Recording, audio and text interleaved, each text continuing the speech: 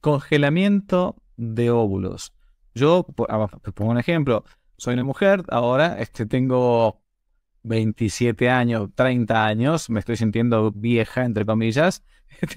Se me está pasando el tren, y bueno, no consigo novio, no consigo marido todavía, entonces, ¿qué voy a hacer? Voy a congelar mis óvulos para que cuando sea más grande, ver si consigo mi media naranja y entonces puedo llegar a hacer que un espermatozoide, mi futuro marido, fecunde ese óvulo y por lo tanto podemos tener hijos y con un óvulo joven y no viejo como el que tengo, el que voy a tener más adelante.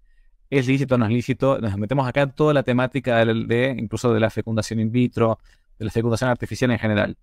Eh, ¿Qué respondemos? Sí, y completo que a mí las consultas que me llegan es las chicas demasiado exitosas, que ya son CEOs de no sé qué, las Mm. que siguen estas industrias de la reproducción artificial, y aunque ellas no se las han planteado, si tienes el dinero, ¿qué tal que lo encuentras? Pero ya van a estar viejitos, ¿por qué no los guardan? En primer lugar, se pueden congelar células, sí, porque son ¿qué es? ¿No? Yo puedo congelar células de sangre y tenemos congelados cuando afinamos alguna técnica con el a ver, saca esta sangre a ver si coincide con tal, ¿no? Como células las podríamos congelar, no estamos hablando de congelar personas, solo células. Pero hay de células a células. ¿Por qué yo puedo donar sangre? Porque siempre va a quedar como sangre, ¿no? Y es un acto de generosidad. Pero ¿qué diferencia hay con donar con una célula, como puede ser el óvulo o el espermatozoide? Pues es que estas células, aunque son ¿qué es?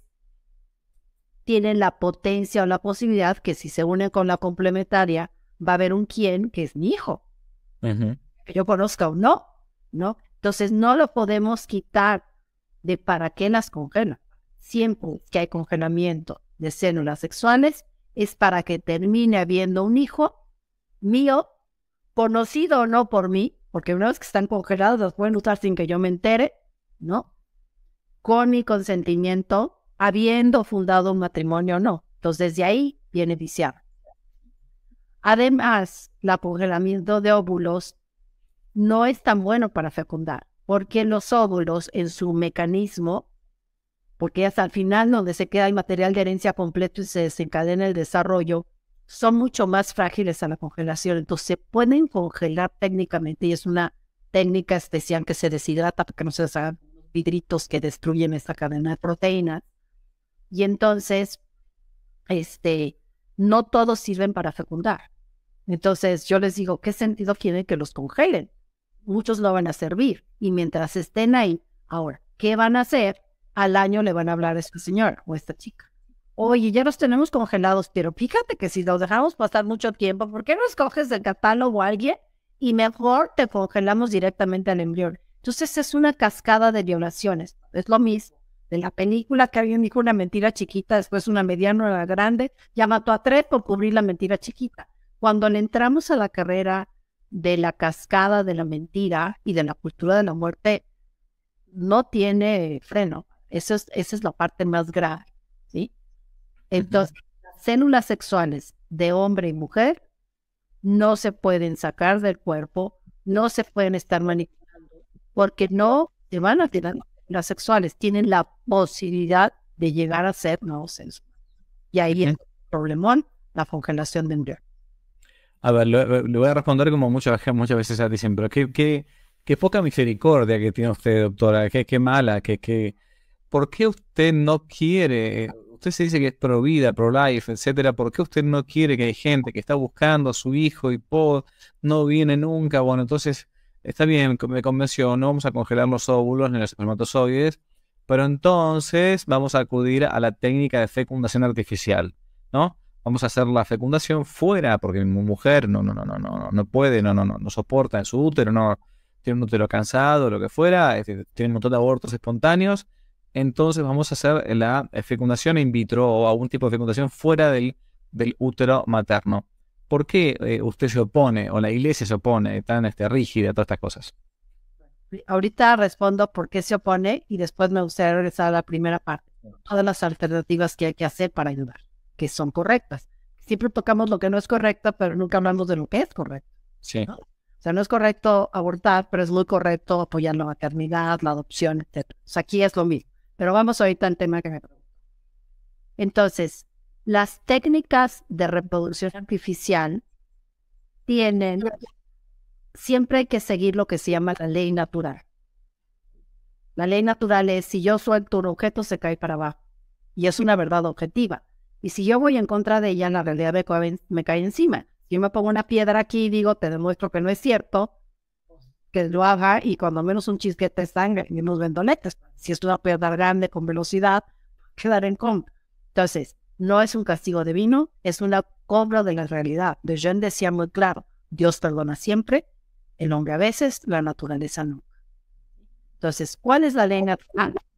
¿Cómo inicia la vida? Porque un esposo y esposa se entregan, se donan en cuerpo y alma, y por ese acto de amor quedan los espermatozoides que ya desde la vagina nadan y se encuentran y se dan la concepción y el desarrollo embrionario.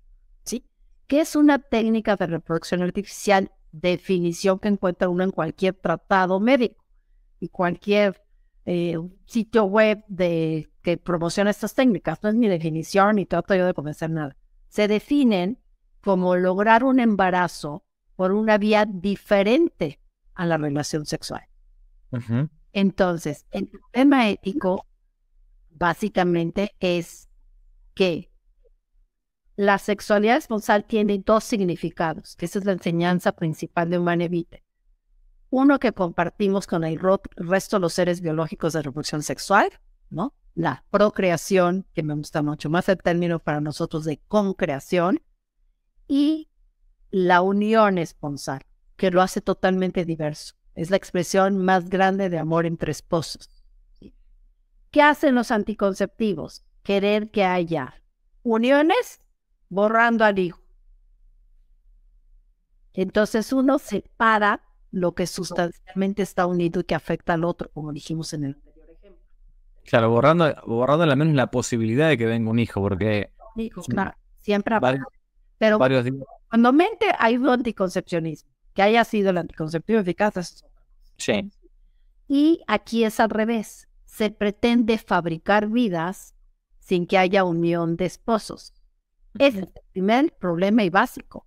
Y ahí se entiende para todo tipo, para las de baja complejidad que se llaman intracorpóreas, que es la inseminación, y para las de alta complejidad, como es la fertilización in vitro o extracorpóreas. En estas segundas hay además otro problema. Como la vida inicia, dice fertilización in vitro. Fertilización quiere decir unión de óvulo y espermatozoide. In vitro quiere decir en un platito de laboratorio.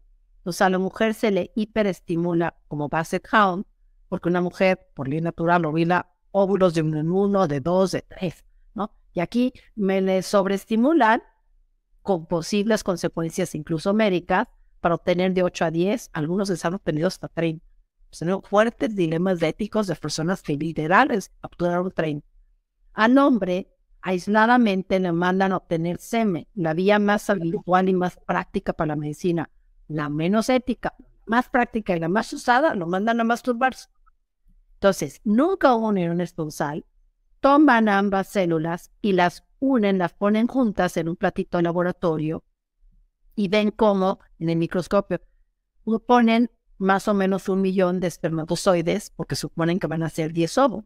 Si pusieron 31 millones, entonces la posibilidad de que queden fecundados los 30 es de 30. Entonces va a haber ya 30 hijitos en el platito de laboratorio o 10 hijitos.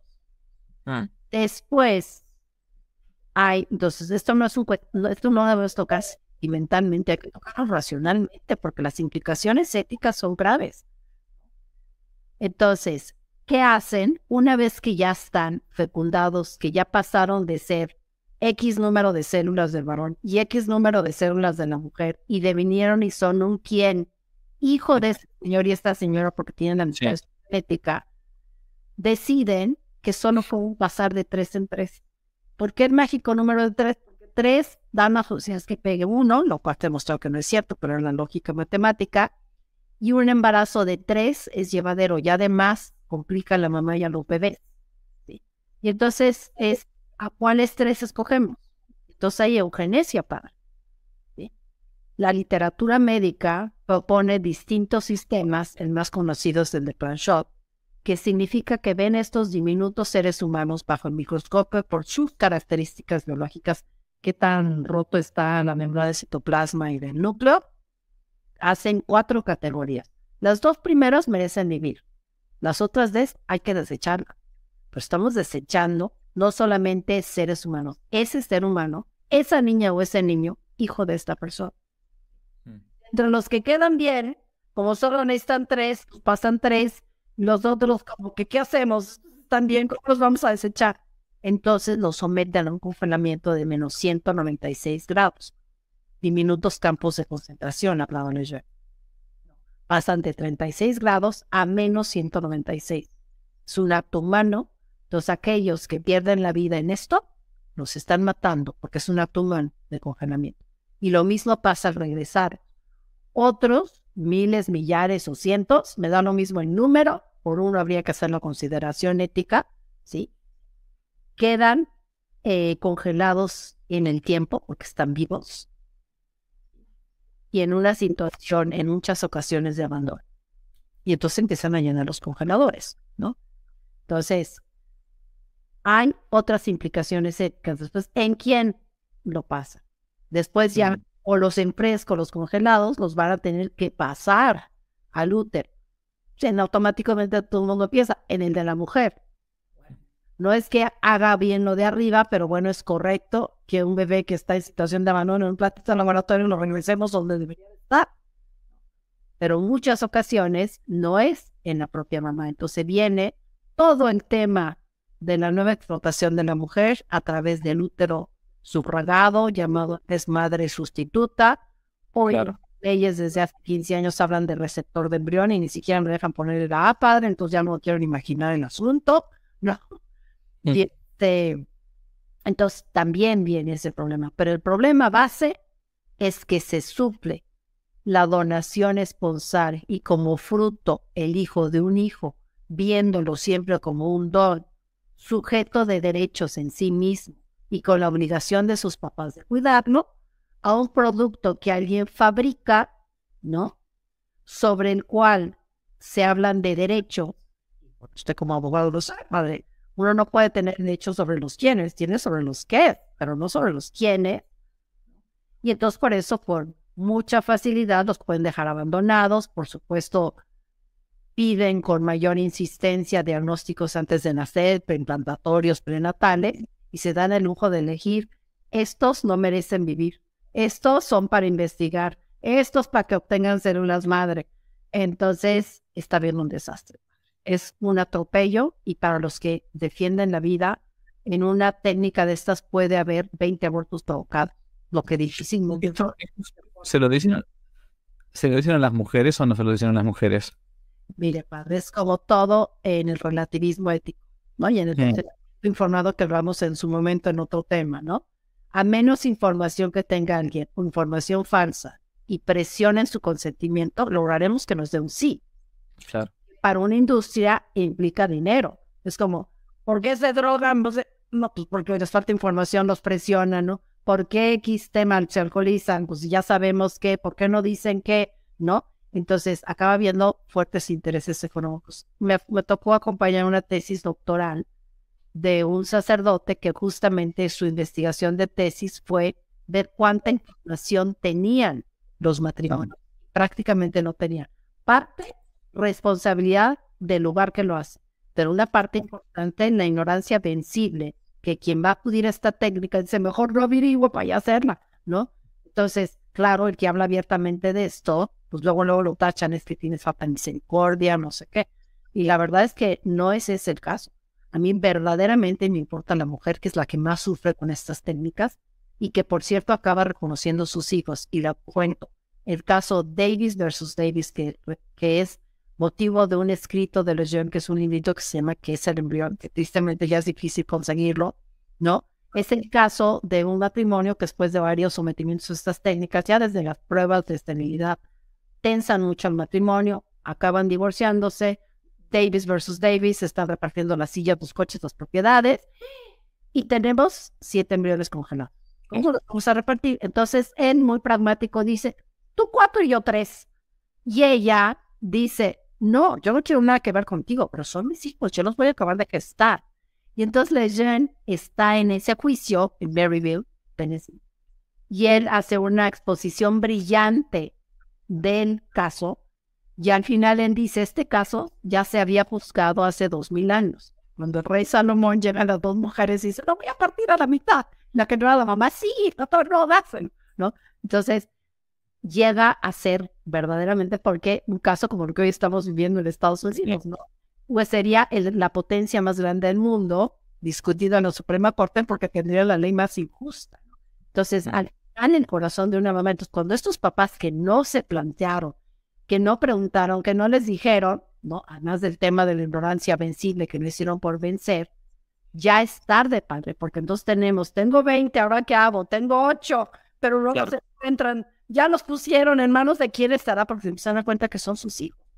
O sea, a mí cuando me pregunta, doctora, y cierro los dos temas, ¿qué hago con unos óvulos que dejé congelados y que estos X me cobran dinero? Digo, mire, si son óvulos, deséchelos, son células y que un día se los tomen en frente. Pero cuidado, porque si tiene un apellido de óvulo fecundado, y Claro. como ya es su hijo, les digo, ¿cuánto pagarían por un hijo? No, pues no tiene precio, les cobran barato, manténganlos. Y en ese momento les hace clic. Pero hay casos muy dolorosos y difíciles de resolver. Pues sí, esa es la labor de la ética, resuelve antes, no después. Si les gustó el video, aparte de suscribirse, activar la campanita y comentar, en la descripción de este video se van a encontrar con el link de la plataforma Patreon, un modo concreto de apoyar este apostolado que intenta hacer una contrarrevolución cultural y espiritual. Dios les bendiga y que no te la cuenten.